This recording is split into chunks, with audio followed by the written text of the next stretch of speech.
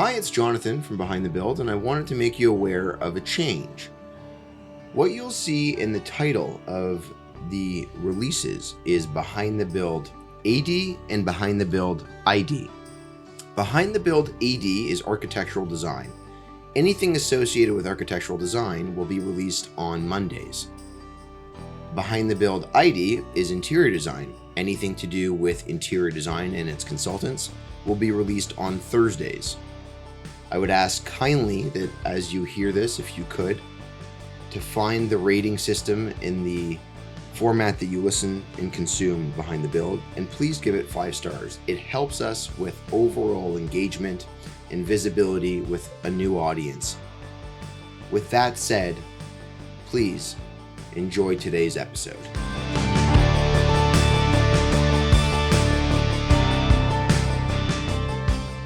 Welcome to Behind the Build. I am your host, Jonathan Jacobs. And today I've got with me someone who's introduced to me by someone else. And Farida, that's you. You're the someone else. And Farida was introduced to me by someone else, and that someone is Anya. And so, working my way down the line, today I've got with me... Third in line. I have Dyonne Fashina of Denizens of Design. Hello. Hello. Thank you for joining.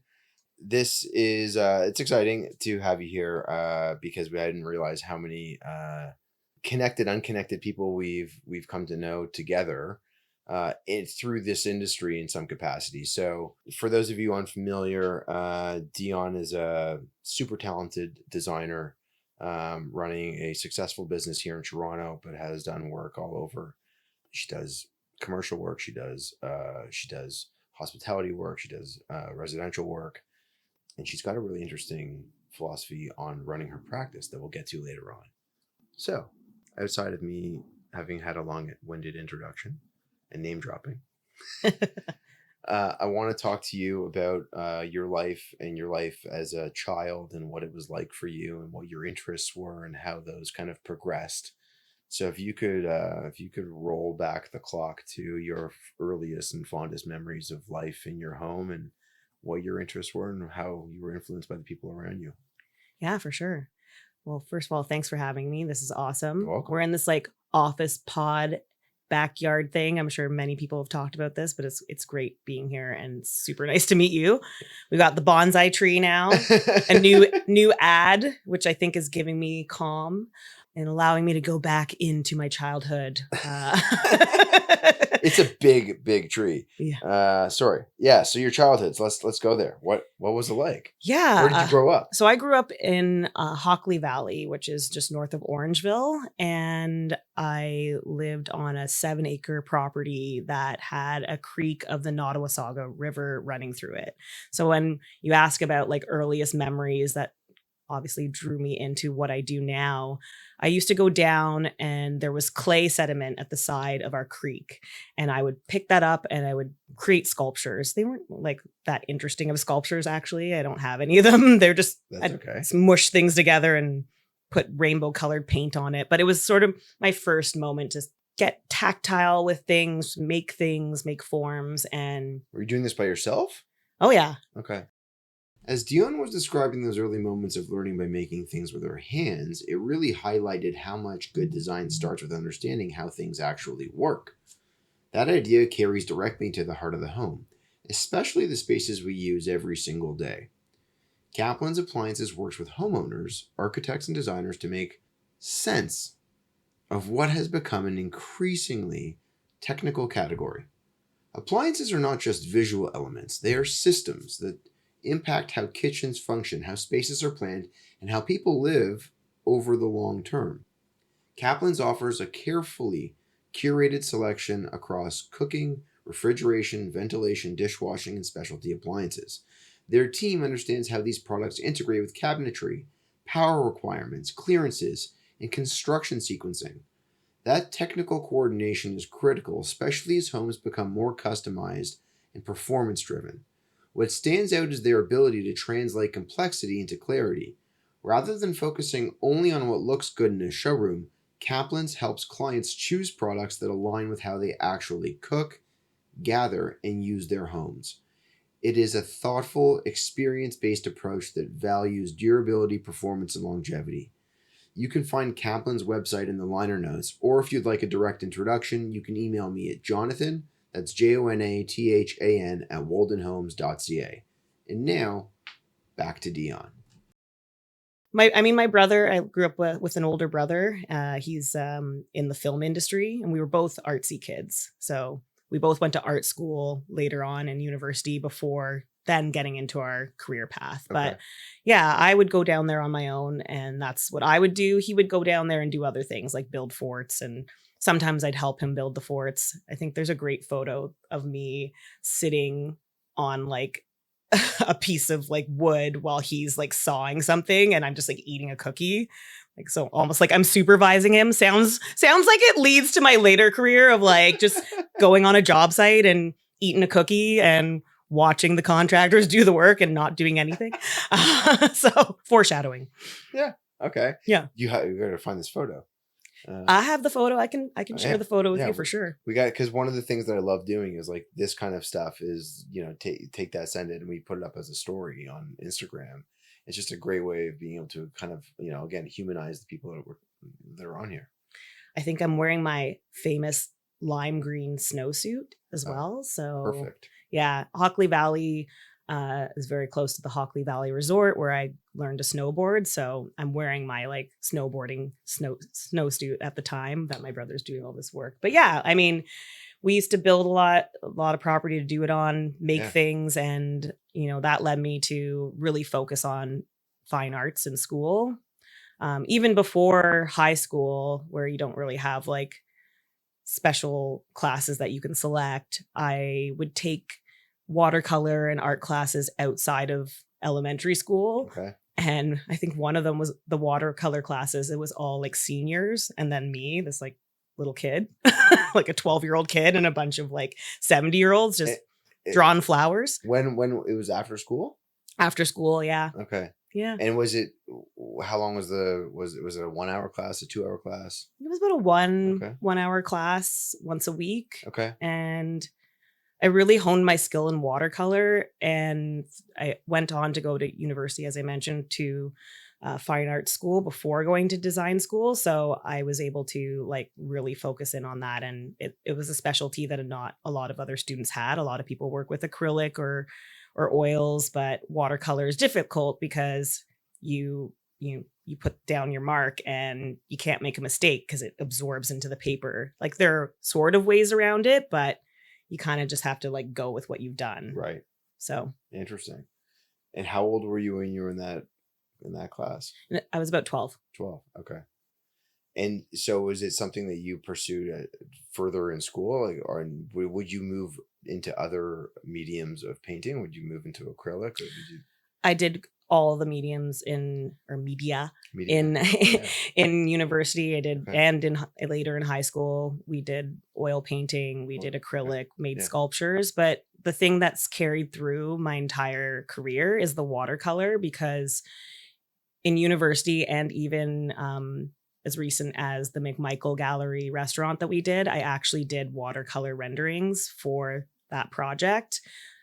Not because we needed renderings, just because it's an amazing museum and dedicated to Canadian art. And, I remember the chief curator, Sarah Milroy, looking at it, getting real close with like her glasses and just going, But then the executive director said he wanted it put up in his office, and I meant to frame it and give it to him, and I never did. So Ian, sorry, but I can send it to you. But Sarah's great. I think she really respected that I took the time to do that. But it certainly wasn't going to be put up in the gallery walls. That's for sure. I mean, it's a pretty cool way of being able to pay homage to what the project is. Yeah, we do that a lot. In fact, I'm getting ahead of myself. Yeah, let's hold it. I'll come back to it. Okay. I will remember this. Okay. I told you we'll open doors, and then I'll remember how to pull us back. Because I want to talk about that the education element and what it was like for you as you were developing and honing in on these crafts. Did you know when you were going to go apply to university or to college? Did you know where you wanted to go, and did you know what career path you wanted to fulfill, or were you following just the basic passion of what it was at the time? So I feel very fortunate. I don't even know what it's like to not know what you want to do. Okay. Because I've always known that I wanted to be an interior designer. I was the kid that was everyone's going to a field party, small town, we do field parties, and they call me up, Dyonne, hey, you want to come to this party? No, sorry, I'm like building some new furniture. I'm like rearranging my room.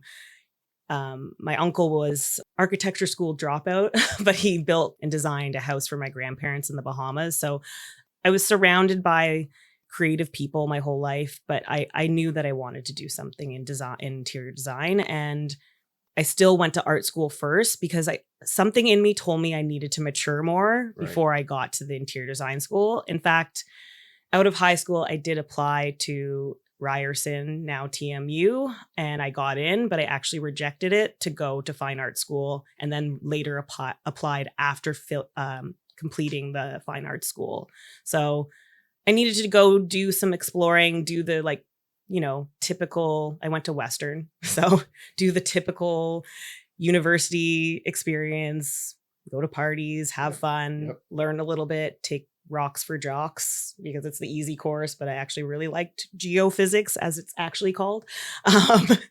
And then once I was done with that life experience, go back into what I wanted to do. And that's when I reapplied to Ryerson at the time as well. So you finished the 4-year bachelor degree? So it was a 3-year bachelor. 3-year. Okay. Yeah. And at the time they had it as a BA in visual arts. So they didn't have the BFA at the time, but they had the reason I chose Western wasn't just because it was the party school. I had a lot of like health issues, asthma, and like breathing issues as a child. And the Labatt Center is what they call it. Labatt's is out in London. So the Labatt Center had this amazing brand new art facility with all of like the spray booths, and everything just like felt really considered. And I was thinking about my health and that this facility would be great for that too. So that was my reason for going there. And yeah, I really enjoyed my time in art school at Western. But I knew where I needed to be, and I got there when I needed to be there. And I'm going to go there in a second. So, but when you were at Western, were you the kind of person that you stayed in res, or did you go and have a house, or how did you make that work? Both. So, in first year, I was in residence called Elgin Hall. Yeah. And I was in like next to the floor below the jock floor. So it was a true like party university experience. And that's what I wanted out of it beyond the education. Right. So I got that opportunity. And then second year I moved off campus with a group of girls. But at a certain point, I just, I've had my experience. I now need to go where I need to go, because I could have taken a 4-year. Right. They offered both 3 and 4, but I was like, okay, I got what I needed out of this. Now let's go do what I need to do. Right. Right. So you finished that, and then you applied back to Ryerson, or now called TMU, but at the time it was Ryerson. Yeah. And I know we're not supposed to call it Ryerson, but people of my generation, it's Ryerson. Like my degree says Ryerson. Whatever Mr. Ryerson, I don't even know his name. I know I'm supposed to care about this, and I do, but I don't need to change my university name based on it. Yeah, they're not sending you a new degree. No one's sending me. I think you could pay to get one, but I'm like, I don't even know where my degree is. I'm not a put my degree on the wall person. Yep. I do have it. It's folded up somewhere in my office at home. But I'm proud of it. But that program was how long? That program was 4 years. So I often say I could have been a doctor. I mean, I think doctors probably study longer than 7 years, but I could have been a lot of things. I could have been an architect as well. In fact, one of the places I turned down was Waterloo, which is one of, Ontario's best architecture schools. It's produced a lot of greats who I probably would have been classmates with, but I knew I wanted to be an interior designer. And so like a lot of people often say, I chose interior design because I wasn't good at math or physics. I was like skipped a year in math in high school and was like a 90% average in all classes, but especially sciences and physics and math. So it wasn't I wasn't able to do architecture. It was, I don't want to do architecture. I want to do interior design. And what is it about interior design that you felt so compelled to want to pursue? That's a good question, because I feel like at the time, I don't think I even truly knew the answer. It feels so innate now. I think it really probably comes down to just like the human aspect of it, like the human scale of everything that interior designers do. We're thinking about things, not that architects don't think about that, but we're thinking about the hand of a chair. Like the chair I'm sitting in right now has a nice rounded edge, but plenty of chairs have a square edge. And it's like thinking about how that makes someone feel, or how it's comfort, or how easy it is to get in and out of, like just the sort of micro detailing that happens on the interior level that is scaled up when it comes to architecture. And that's one answer. I guess my second answer is, having worked in the industry, I didn't want to just be sitting doing like massive like drawing sets for the first 6-7 years of my career, because I think in interiors we get hands-on right away. Like Right. Our team is right in the weeds with us, learning about every aspect of our industry and what we do. And I just think it takes a little bit longer in architecture, but that's, I guess, something I didn't really know until I got into the career. So again, I feel like maybe it just was an innate thing. Okay. And what were some of the highlights that you felt you still remember, but also, I would say, bestowed a certain character to you as a person when you were in school at Ryerson? Were there projects that you had to do? Was there a specific project, or were there one or two people that you came across that you felt really actually helped kind of steer your direction a little bit, or hone in on a skill you didn't necessarily feel was as strong? I think I have An elongated question. So I think I have like a very interesting answer for this.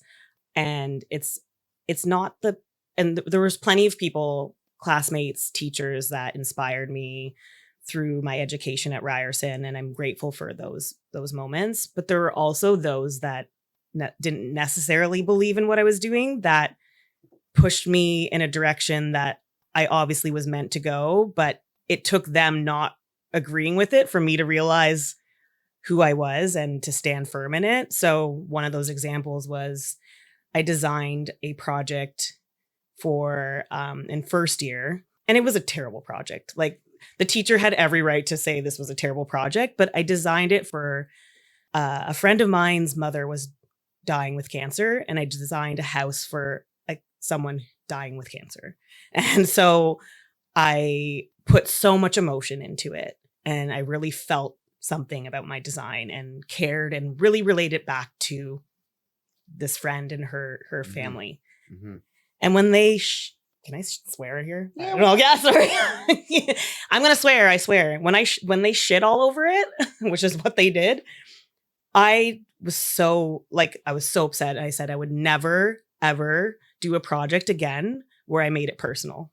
And all I do is make my projects personal. Florette, I designed it for my aunt who happened to die from cancer halfway through the process. So ironically, that came back again. Going back to the earlier question about, where I talked about the watercolors, when we designed the Gardner Museum, the first thing I went down to, the Gardner Museum in Toronto is the National Museum of Ceramic Art. So the first thing I did was go to my parents' property, go down to the creek, grab some clay, threw it in a jar. And the first thing I did in the meeting with the Gardner team and the food dudes, who were my client group there, I sat the jar in the center of the meeting table in front of like 10 people. And I said, this is your concept. We're starting here. This is what your museum is about. It is about clay making, the art of clay making. You hold classes here. You display ceramic art. Everything we do on this project, the flow of the space is going to be flexible, just like clay is flexible and can be molded. The color story, the materiality. We're going to use porcelain on the bar. Why? Because porcelain is a form of ceramic or clay art. So we're going to keep every element of this space is going to start from this jar of clay. So again, I made it personal because I tied it back to my personal story, and not because the Gardner Museum is about me or Florette is really about me, or even the McMichael, the watercolor paintings, but also that my great grandfather had learned to paint from one of the group of 7. We believe it was, I can't remember right now. Not Lauren Harris, but one of them. And I brought his old brushes to the first meeting. I always try to find a way to connect with the space. Mm-hmm. But I usually immediately say, now this space isn't about me, but I want you to know that why I'm invested. And it keeps me going. It keeps everyone involved interested in finding their own meaning in things. Like I know for the McMichael, a lot of the makers that were involved, Canadian makers, had fond memories of school trips, just like I had to the McMichael. So people found ways to connect with the project because I feel like I created a space where they felt like they could not just make it about the museum. They could find their meaning and bring their own story to their pieces that they were bringing to the space. And that's kind of in alignment with how we approach a lot of projects now and in the past. And it's part of our ethos for sure. So, it sounds to me like that original project that had you pretty dejected. Yeah. Ended up becoming the project where as much as you might have wanted to be on the side of not going down the personal route, you went right back into it, realizing like that's just really who you are. Embrace it. Yeah. And I think along the way, like later years, that was first year, I was going from being like, top of my class in high school, and then, going into a very rigorous program where everyone's amazing, and, being a perfectionist, feeling like I have to do really well, and getting a terrible mark. And it was like a huge like wake up call to say, like, I have to find what works for me, but I also have to be prepared for other people not to like it and be okay with that. Yeah. Yeah. It's actually that point, something that I have also personally kind of really come into in the last couple of years, where I have this belief, like, if you're not making payments in my life and you're not raising my family and, and anything to do with that, as much as I want to make you happy, I don't really care. You're walking this earth and you want to be around people that are good people and surround yourself with that. And those that aren't there just can have their dissatisfaction for themselves. Life's too short for that, Totally.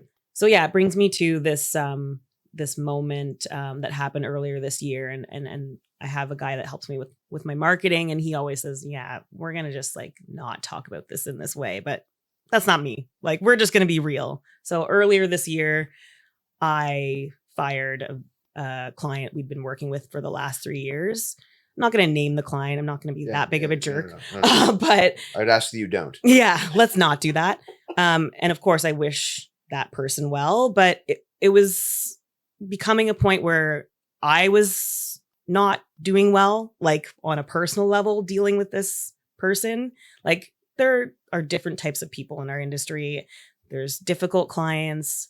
There's lovely clients who are nice but hard to work with because they change their mind a lot. There's people who are extreme and yell, but they know what they want and it's fine. You just sort of get it done. But then there's people that just cross the line too much.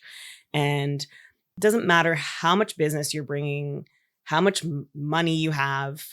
There's a line you cross with me, and I'm just going to let that relationship go, because it's just going to lead to me not being happy. So to your point of like, if it's not serving you or your family and your well-being, why continue with it? But a lot of my colleagues will say, oh, just let it roll off your shoulders. It's like, I think 3 years of letting things roll off your shoulders was probably too long. And it wasn't rolling off. Yeah, it wasn't rolling off. Instead, it was stacking up. Yeah. And weighing you down. And I think we have to be comfortable with politely.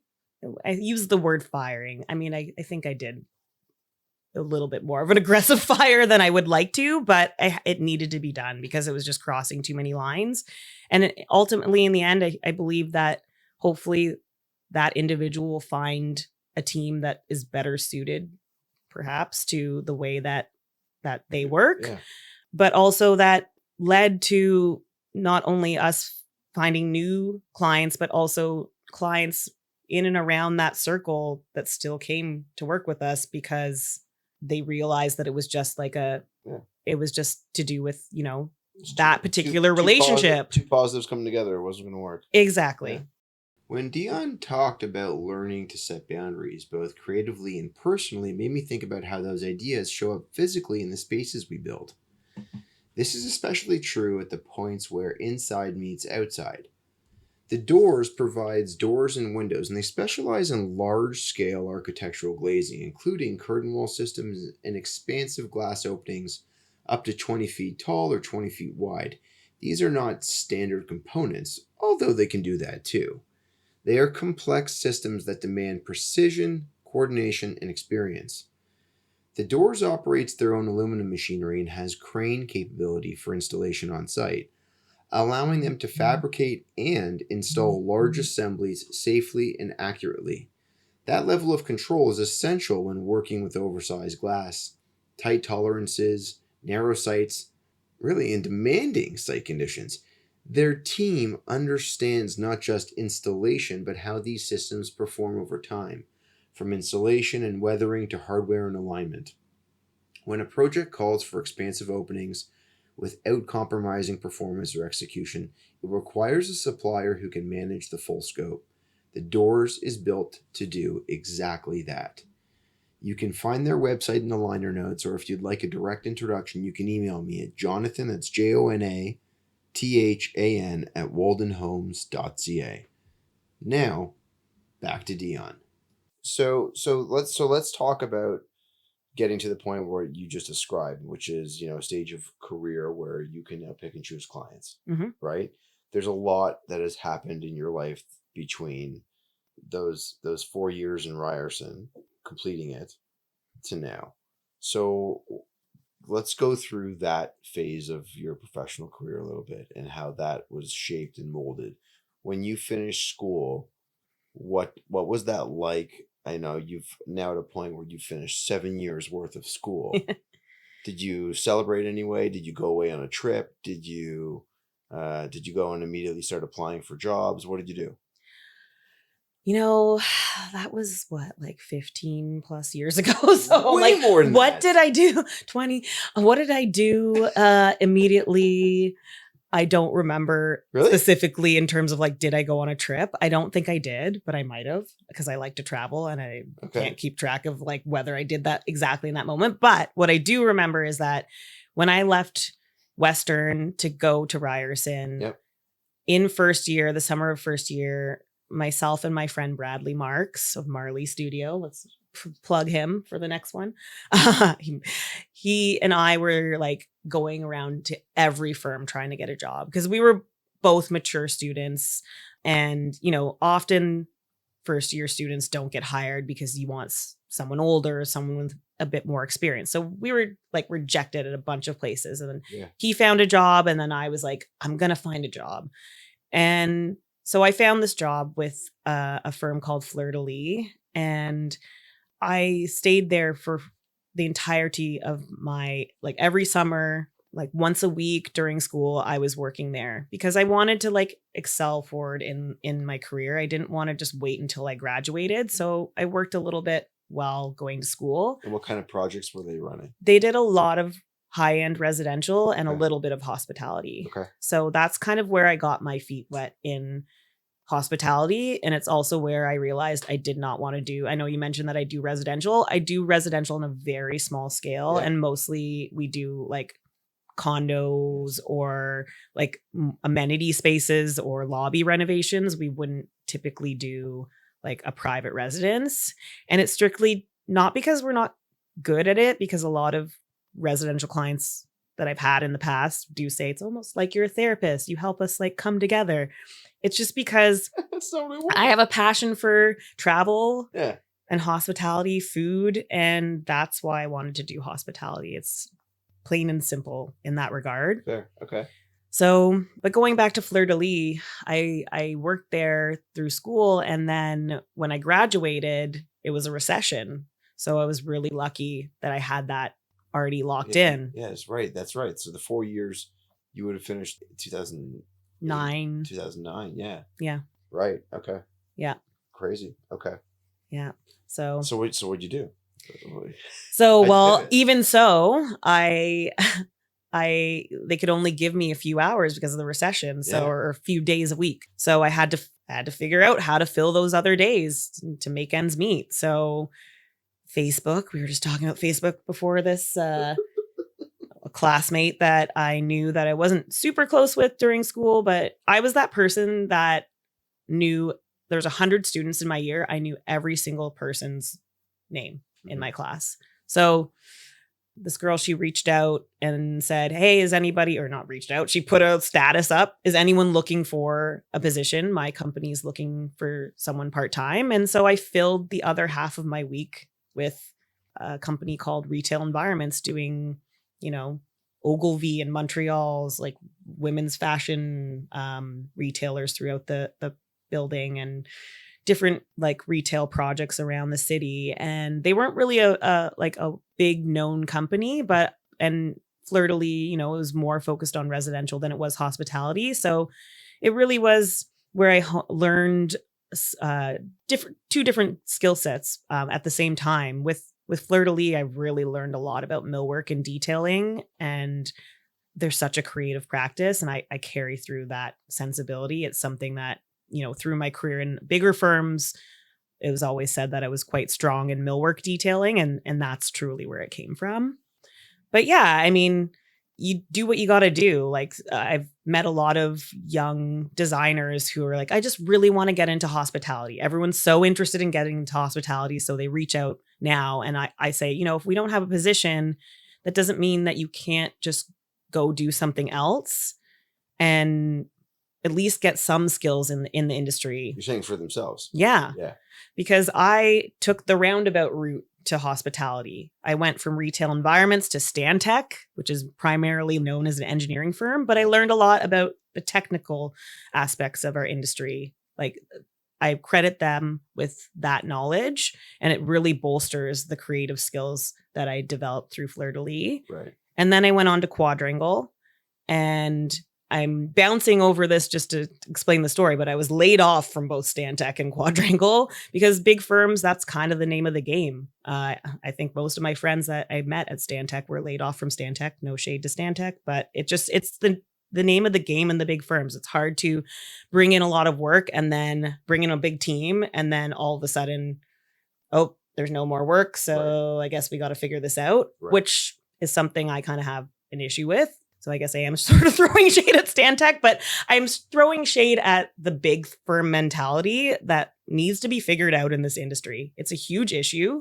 Like people need stability. We can't just be hire just because we need this and not remembering to keep doing business development to make sure you can maintain that team. Because that's why you're going to see a bunch of people leave this industry, because there's no stability. Yeah. I know that. I know that feeling. Yeah. That's my role. What, the firing or creating the business development? The business development. Or both. When you're developing those teams, and you've done this, you do this, you develop a team, you develop workflows for what a team can fulfill. You fill roles for areas that you have gaps, and then you have to continue to be able to sell your services to keep all of those people that you've now brought in that you intend to want to maintain. You gotta sell, and that is the name of every single business. And I agree with you. I think that there are a lot of businesses out there that once they win business, they kind of rest on their laurels and they don't continue to push and find new ways to push. Yeah, which creates a stagnant vibe internally, and people become frustrated and they feel that the downshift coming. Yeah, and no one wants to work in that kind of environment, right? No, definitely not. Yeah. So you gracefully were let go from these places. I'm inserting the adjective. Yes, I mean, I think we won't get into it. I've gotten into it on podcasts before, but I do think like it was most cases just mostly about like lack of business, or in some cases it just is what it is. I think I think I need to say with the last place, it really was more about a bit of a political thing. I know now as a 42-year-old woman, and maybe even sooner than that I don't think I'm meant to work for a big company. Where I value my place, but also feel most comfortable is in a smaller team that feels like a family. And it's absolutely how I've treated Denizens in my practice. It's never been about me, but it's always been meant to be about the collective and the group, whether that's someone who is on salary with Denizens or a collaborator from another firm. Like, it's a really open environment. Hey, you don't have an office space? Come work. If you're working on a project with us, or if you're not, come work from the studio with us. We share a space with someone that you've interviewed before, my amazing landlord, Paul Raff. And so our studio is meant to be about the cross-pollination of all sorts of people. That's right. Sorry. Now, as you say that, I remember we talked about this on the phone. Paul, if you've listened to this, you're now looking down at the markers that I've returned. I'm getting them right now. Oh, yes. This is not just about the podcast. This is about me bringing his we have boxes of these in the office. What are you talking about? Isn't it silly? Like, this is how I am, okay? They are 2 Pilot fine liners. They are brand new, and they continue to be brand new. They've been sitting on my desk, waiting to be returned to him. And I told him about this, and he was like laughing. He's like, "You can just keep them. It's okay. We have a lot of them." I was like, "No." And every architecture and interior design firm in the city has boxes of these. It is like our go-to, the Pilot fine liner, and for some, maybe the Uniball. We have, yep. You might have one of those. I don't know that I do. There might be some other ones. I have the Pentel. That might be a very specific reference. I'm surprised that I remember the names of these things right now, but yeah. Look, these, I don't know. To me, this matters to me. This look. Okay. I have a lot of people here. You know. Well, thank you. Thank you for these. I will make sure that they get back to Paul. I'll put them in here. I'll put them with the other stuff. Look, these are silly small things, but for some reason they hold a value in my mind. And I know that it's relatively meaningless, like the whatever, but it's nice that you've hung on to them and not used them, knowing that someday some Paul Raff friend is going to come in, or I was going to see him again. Like I might see him next week. Anyhow, so with that said, so you're back into a mode of having to figure out what you want to do, and is it at this point that you say, I'm going to go try this for myself, or what's the next step? I think this is a great question asked to me too, because a lot of people in our industry that start businesses I knew I always wanted to start a business, and that is not me. I never thought I was going to start my own business. I come from a family of entrepreneurs. I saw how difficult it was. My father is a pharmacist and had his own independent pharmacy. He is retiring in 2 weeks from now, finally, at 72. Crazy. So by the time he's listening to this, you just got to say congratulations. Oh. You're a couple months retired, and how good does that feel? So good. We're so happy for him. And my mom, who's also heavily involved in the business. Her father and his father were both entrepreneurs. And I think I just saw the struggles and thought, oh, that's not for me.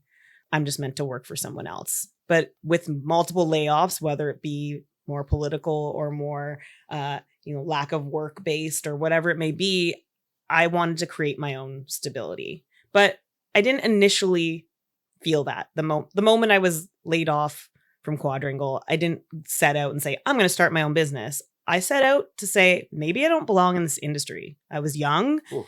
It really took me aback to be laid off for a second time. And I know so many people, even now I have friends that, okay, I got laid off, but don't tell anyone I got laid off. I haven't been telling anyone. It's like, don't be afraid to say you got laid off. It doesn't say anything about you. It just says something about the wrong fit for each other. As you said, 2 positives not working together, right? So I was like, maybe I should try something else. So I started to take graphic design classes. It's like, this is really not that far from what I'm already doing. Okay. maybe I could have gone a little bit further with trying something else, but I just sort of started to think like, what else can I do? And then people in my life just kept coming to me saying, no, like you're meant to do this. And I'm fortunate enough that some of those people had projects and opportunities. I mean, most business owners either started, or in our industry, started to moonlight in the evenings and weekends doing, little residential projects or whatever they could find to build their practice, which is the total typical way and a great way to do things. Yep.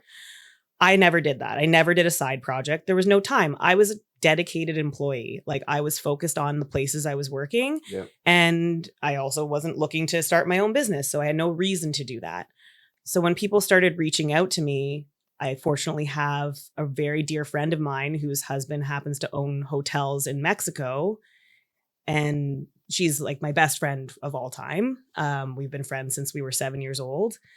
And like, I just don't think they wanted to see me go down like that. They're like, here, we have buildings that are being built down here. Come design them. And not every practice owner can say their first project was like a 100 suite hotel in Playa del Carmen, Mexico. But it just kind of happened that way. And then other people started rolling through. I'm raising my hand. Yeah. So what you can't hear right now, as you're telling me, you as a listener can't hear, as Dyonne's telling me this, is that I'm smiling this entire time. Just like a big smile across my face. She's telling me the story because going through the turmoil of being fired, if you've never been fired, I've been fired. If you've never been fired, it is an eye-opening shocker when you know the kind of person you are and the integrity in the moral values that you have, and that you don't feel like someone else appreciated it in the same way.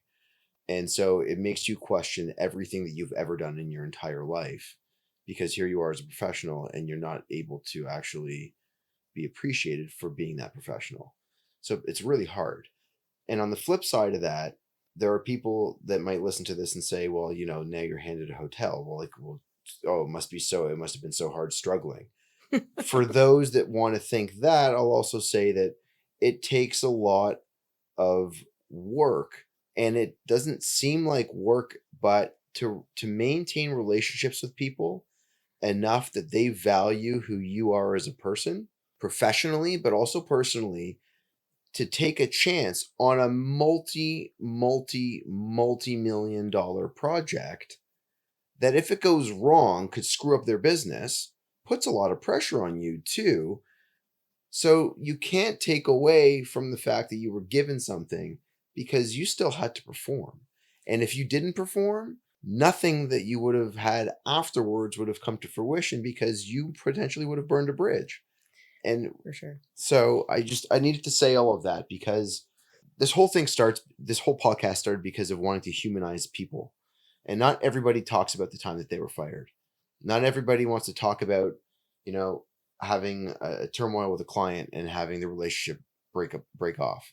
But these are the realities of the business. And I apologize that I'm saying all of this and going off on a rant, but that's what this is.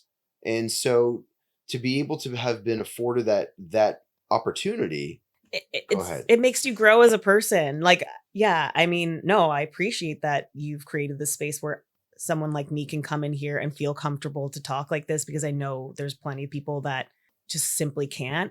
And that's okay if they can't do it. But I'm here to be the person for myself, but also for others that are feeling like a struggle, and just to know like, hey, it's okay to talk about it. And it doesn't mean you're a terrible person. I mean, in my case with Quadrangle, and I haven't ever said this on a podcast, but my direct boss, it's a big machine. Of course, there's going to be politics. It is what it is. It's still a great firm, and there's lots of amazing people still there. My direct boss has since retired, but a few years back, she came to me and apologized and said, I'm so sorry, you didn't deserve what happened to you. But, I'm grateful for it, because I'm here now doing what I was meant to do. Yeah. That I maybe I'm not good at breaking up with people. Like I'm not good at, like, I would never have quit. I'm just not good at that. Yeah. And so what it's allowed me to do is become better at that to be in a position where I can now let go of a client in a way to protect my mental health and my team and, my ability to work on things with people that there's a mutual respect and that we're all benefiting from the relationship and allowing the people that are not meant for me to go off and find who's meant for them. As Dyonne was describing the importance of building a life into practice that supports well-being, it really underscored how much our environments influence how we feel day to day. That same thinking applies to the outdoor spaces we design. Aquanta Pools designs and builds custom pools with a focus on technical execution, thoughtful planning, and long-term performance. A pool is not just a feature. It is a complex system that requires coordination across structure, waterproofing, mechanical systems, finishes, and landscape. Aquanta approaches each project holistically, considering how the pool integrates with the architecture of the site and the way the space will actually be used. Their work prioritizes durability, efficiency, and comfort, ensuring the pool remains reliable and enjoyable over time.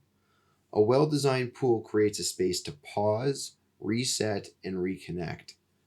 Aquanta Pools focuses on building outdoor environments that genuinely support that balance. You can find Aquanta's website in the liner notes, or if you would like an introduction, you can email me at Jonathan, that's Jonathan, at waldenhomes.ca. Now, for the conclusion with Dyonne. So what I feel like you're saying there, without even having said it though, is that it helped you rationalize that you have a confidence that at the time was diminished, but that had to be truly recognized by going out and doing something on your own, so that you could finally find it in yourself to be able to say, I know what I need to be able to do and what kind of environment I want to create for others. And I want to get to that because you're smiling now. Well, because I think what you're going to ask me. So go.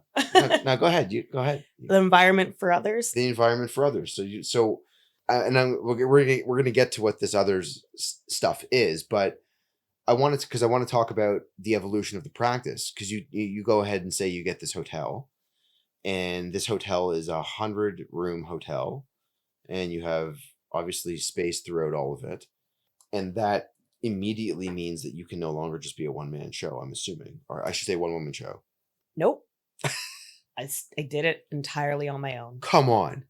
I think entirely on my own from the interiors perspective. There was an architectural team down in Mexico doing that work. I get that. But the interiors piece, because I think also the thing that we don't talk about publicly in this industry is you might be hiring a big firm. And when I was at those big firms, we were hired for big jobs and there would be just me on them or a couple of people. Yeah. So it's I didn't need to hire anyone, and I didn't have the money to hire anyone as the first job out the gate.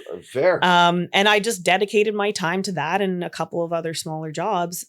And then as the business grew, I continued to not hire. Instead, I continued to collaborate and spread the work with other smaller 1 or 2 or 3 person groups or larger groups who maybe weren't working in the hospitality space, but wanted to get into it. So they would bring me in as the hospitality expert. And then we would collaborate with their bigger team. And pre-pandemic, everyone would look at it as oh, you're a 1-person show. Oh, you're working from your house. You can't do that. Oh, we're all working from our houses now. I mean, now we have this office space. A lot of colleagues that have started businesses or people that I know really want to have their own office. They really want to have this flashy place to bring clients. It's okay, well, I just rented a few desks for Denizens from Paul, who has a great office. I get to be around more than just our small team and meet other people and learn about other things that are outside of what we're doing and have a little bit of a collective, kind of like co-working, but not in a co-working space where everyone's just doing a million different things. We have a synergy in what we're doing, and we do a lot of things together. We have office holiday parties together. We sometimes go to events together. It's really we have attempted to pitch to work on projects together. And we will do that again in the future. But yeah, it's just nice to to share that economy. I mean, I live in a house that I purchased a couple years ago with my brother and my sister-in-law and my niece. Like, I'm all about sharing economy. I'm not here to like and making things personal. Yeah. It seems that is a constant theme. Yep. And then, but a lot of people will say, oh, I'm just going to be so proud of you. Like back when I was just me, I'm going to be so proud of you when you have a team. And I know they meant it in a nice way. But for me, it was like, oh, so you're not proud of me now when I'm just doing some cool things and on my own, like, you know, and it's not on my own. The collaborators may not be interior designers when it was just me, but like I said, architects, engineers, fabricators, makers. Hold on. You're, but also, you know, it's funny because as we talk about all of this stuff, we always will talk about those people. And there's actually, let me retract what I just said. It's not to say no to those people. So let me start with that. Those are the people that matter because they're the ones that help you be successful. So sure. Let me address that. But where I was going to go with it was based on the fact that you have described yourself as being vehemently personal with all that you do. To me, it also very much sounds like the success is not just rooted in all of those people, but also in your brother and your sister-in-law. Is it your sister-in-law that's living with you? Yeah. And your niece, and the opportunity to be able to have shared office space and with a company like Paul Raff. And beyond that, you go and you talk about your longtime closest friend since you were 7 years old. And it's those people that you have as your support network that help you recognize the confidence that we alluded to about 5-10 minutes ago. Right? Because what this does is it makes you settle into you. I struggle with like being outward about my confidence, but also need to be outward about my confidence. Like I'm confident in like my knowledge and what we need to do in the job, but I don't like to talk about myself, even though I do like to talk about myself. I don't know how to describe it. Yeah. Like I'm a chatty person and I sit and talk here about myself all day, but there is a level of like, oh, are people going to think I'm too braggadocious? Is that the word? Or like, am I like, you know, am I too confident? Like I'm trying to find this like middle ground because that comes from a place of being a people pleaser my entire life. Yeah, I know. I bring that back to what I said before. But so, okay. So let's now move to the point where you have now been awarded a couple more projects. And what are some of those projects like? How did they come to you? Was it through personal relationships? Were they through RFPs? Were they through introductions? Like, what did it look like? You finished this hotel. Finished the hotel. You know, a few small things came in here and there. And one of the things I did to bolster the early years was actually work with a millwork shop doing shop drawings for them on the side. I remember going to a talk once and there was a lighting designer. I'm going to get his name wrong. Michael Anastasius, whatever. He's out of Greece. And he's an amazing lighting designer. And I went to a talk where he basically said that he did yoga classes in between trying to launch his products. And now he works with companies like Floss and is just like internationally renowned for his work. But he started out a very similar way to me, where I'm just sitting, you know, doing things like millwork shop drawings or working on my friend's food truck, whatever it took to like make ends meet while I build the business. And then from there, I was like, well, I got to get more design work. So I just started cold calling some people and using my network. And cold calling who? Well, one of them being the Food Dudes, which is one of my main clients. You cold called them. You didn't know them? I didn't know them. Okay. A lot of people think that I knew them. Okay. And I think they even think I knew them the whole time. But I just reached out to say I love RASA. We were talking about RASA earlier. If anyone's listening to this podcast right now, and if there's one person out there that's listening that hasn't been to RASA, this is a Food Dude plug. Food Dude plugs. You got to go to RASA and try the chickpea salad. Which apparently I haven't tried and makes me a very bad designer of all Food Dudes projects, but not all, but many. And so I just reached out to say I really love my experience at RASA and I love, you know, your work and what you do. And I know you work with a lot of amazing designers, some who have become friends since. And I just if there's room for more, I'd love to chat. And they followed up immediately and said, we don't have anything right now, but thank you for reaching out and sending your portfolio. Looks great. And then 2 weeks later, they said, actually, we have this project. It's at the Gardner Museum. They need some tables and chairs. Can you help us with that? And then we got together, and together we created this design intent that we have been rolling out across, or not rolling out, but a methodology that we've been rolling out, let's say, across a lot of places of cultural significance across Ontario, which is the flexible dining environment within these institutions, mainly museums like the Gardner and the McMichael.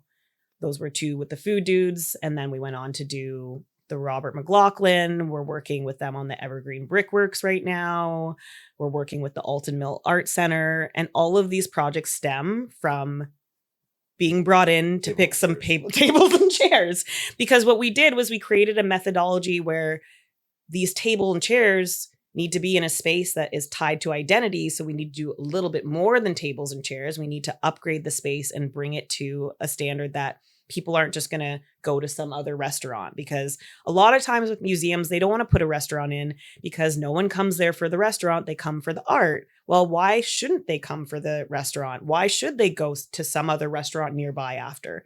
Can't you create a space that they want to come to? And if it's just for lunch, because they're closing the museum at about dinner time, but after dinner time, it's used for events. So how can you create a flexible, but something that feels like a flagship restaurant, but then in the evenings and weekends can flip and be useful for events? So we created this whole revenue generating model that we have been rolling out across museums now for the last 6-7 years. And it's just something we worked out on a whim and have been developing over the last little bit. And it's really working for us. But yeah, it all started just there. And I think just having the courage to reach out, tables and chairs. It's funny, so we, an aside, we were approached a number of years ago to do a really, really, really small condo reno. And it just didn't fit with what we could feasibly do at the time, because we wouldn't have been able to put a construction manager into the job full time. And I don't normally go into our stuff when go for it. But on this topic, we had to respectfully decline the opportunity. And when I said no, I was like, well, I'm probably going to regret this in 5 years. And the practice that is now flourishing as a result of that job is doing beautiful custom residential stuff. And I'm like, man, if we would have taken that small little condo and found a way to make it work, we would be able to have the opportunity on these other projects. Such is life, That's why, and I say that because if you're listening to this and you're in design and you're contemplating whether or not that small little project is worth it or not, well, it turns out that it probably is. Yeah, so I'm going to try to find a way to make them work. That's happened many times for us, and as long as you have the time to do it. Yeah.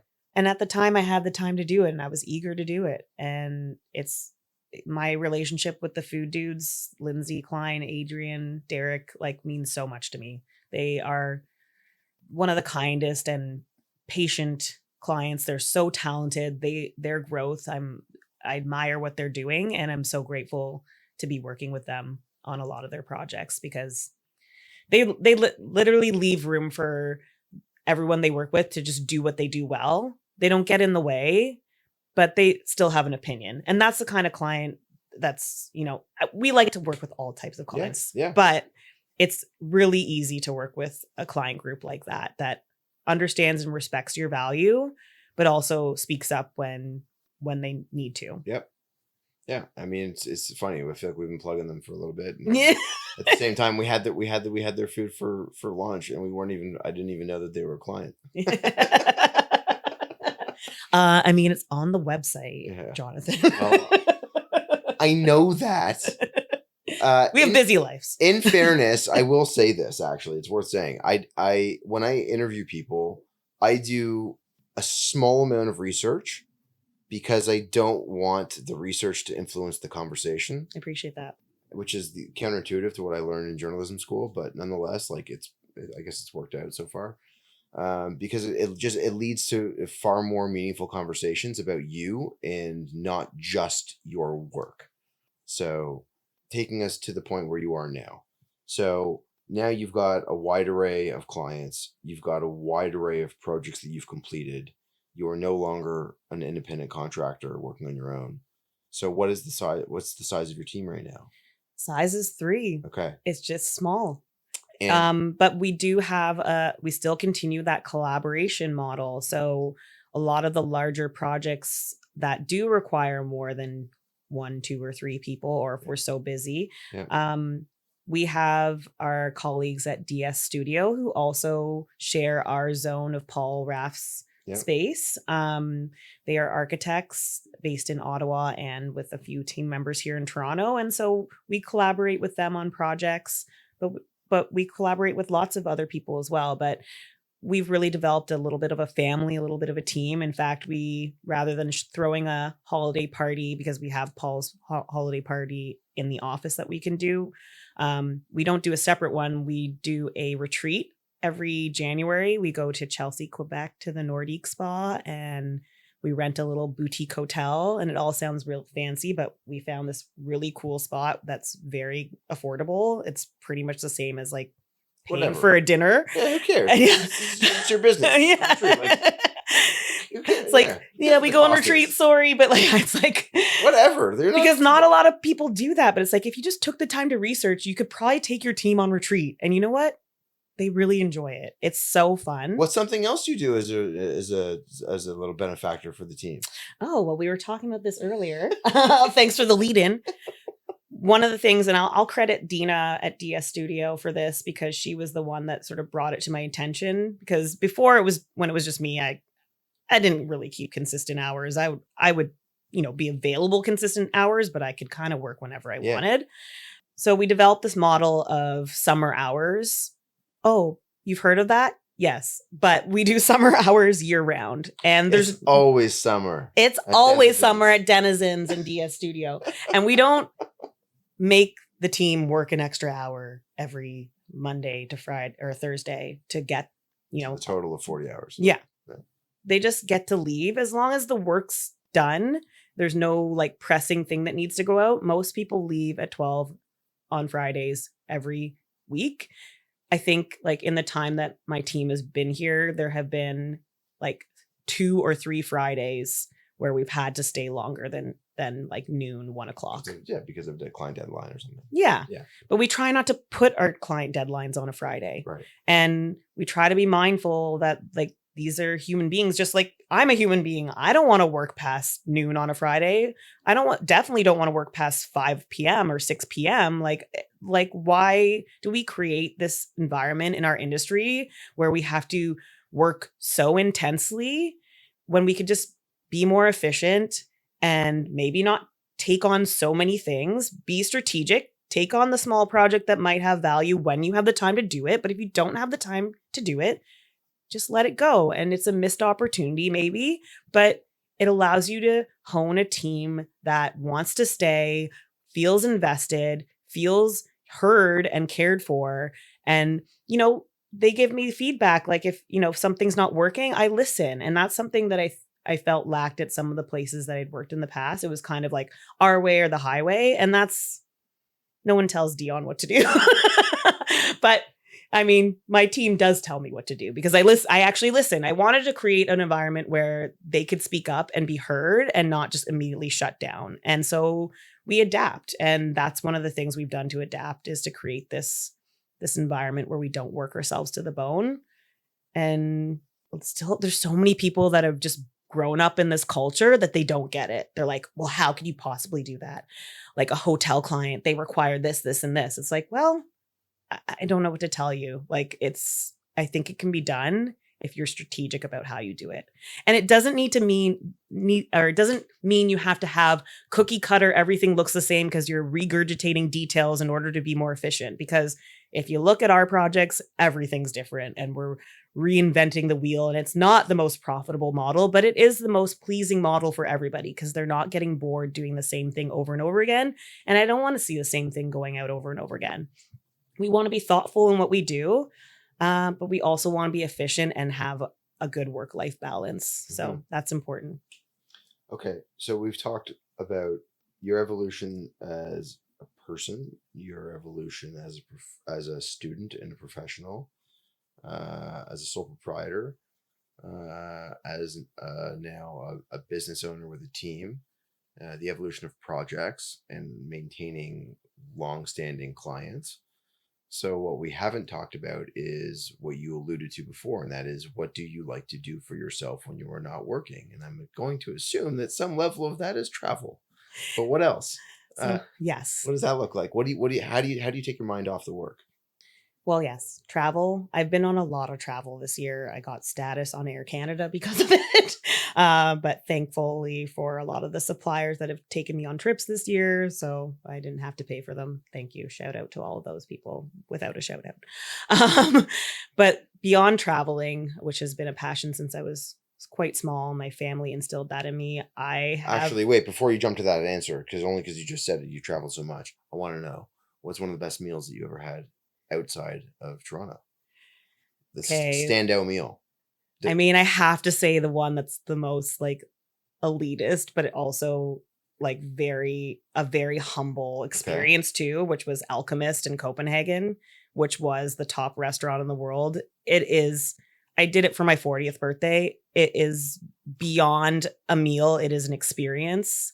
This is the place that it's Michelin star, but they also they grow everything naturally themselves within like gardens that are locally. Yes, they do that, but there's also Noma in Copenhagen that did that too. Okay. They were the original one known, but the Alchemist is like, so I went with my friend who's a chef. Yeah. He sussed it out, and his wife who's a good friend. And each dish is like a story. It's not just like, and I mean this in like one of the meals was like a light box with the face of Frida Kahlo on it in like potato mush. And then there was like a skull with a thing that looked like a brain. Like it's very random and weird. Like there's people dancing. There's a ball pit. I'm ruining it for everybody because you got to just go and I think they change it up. Fair. But okay. There's you transition from different rooms. So the last room where the main meals are in, it's like a dome with a screen where they're displaying all these like graphics around you, and there's these like tables that are just weaving in and out, and each party has like a team of 3 servers. Like it's a little extravagant, but the actual chef came out and talked to us 5 times. So I can't imagine how much he talked to all the other people through this experience. It is a 6-hour sitting. Hell yeah. We got there at like 5:30 and left at 11:30. Amazing. And then had to drive to Gothenburg, Sweden that night. So thank God for my friend Solar for not drinking. Okay. So now what is the least elitist meal that you have had that is of the highest echelon? Like it could be street food somewhere. Like was there? Yes, and that's where I'm going. Yeah. I'm like there's been so many, but the one that stands out is the one obviously I can remember is I love sticky rice and bamboo shoots in Vietnam.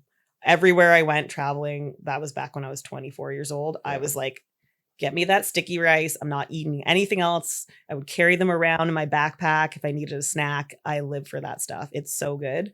But there's been a million other things and I just can't even think of them right now. I've been everywhere. And I spend any extra money I have is going towards travel. So you were going to say something before we got into this discussion of travel. You were going to say, I love travel, but. Yes, I love travel, but we alluded to it earlier, not in this podcast, but before I got in this room with you. Yeah.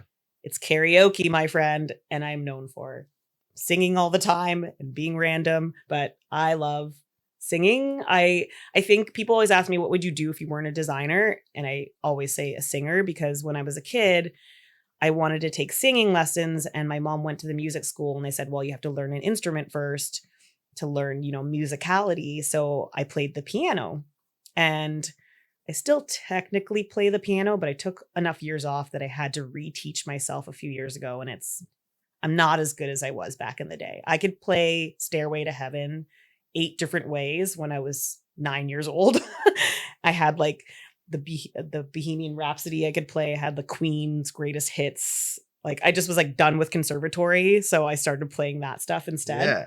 But I never went on to do singing lessons. So I just started kind of doing it for fun with friends. My brother for a while had a little like 2-man band with his best friend and one of my other best friends. I have 2 best friends, let's say, or I have many best friends, but my 2 closest friends, one being the one I mentioned earlier and the other being a friend that I've had for the last like 10 or so years. That's I call her my Toronto best friend. And she's an incredibly talented singer, went to music school. And so she would join me and my brother and his best friend, and we would just sing at bars, and they'd give us like $100 and like free drinks for the night. And now her and I, you know, she really lives at karaoke. She's there like more than once a week. I go like, you know, once a month or so. What are some of your go-to songs? The thing is, we don't like to have go-tos. We Excellent. do different ones. However, I think go-to bands would be Heart and Celine Dion. Interesting. Okay. Yes, I love Heart. Heart. What's like Crazy on You. Okay. Barracuda. That's a classic. Magic Man is one of my. Is that Heart? Yeah. Yeah. Yeah. Love it. I just saw a Led Zeppelin cover band last week called "Get the Lead Out" at Massey Hall. Oh, that sounds so cool.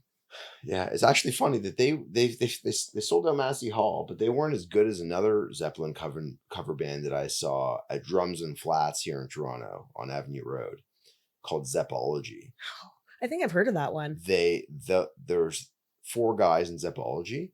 I could not believe what they were able to do.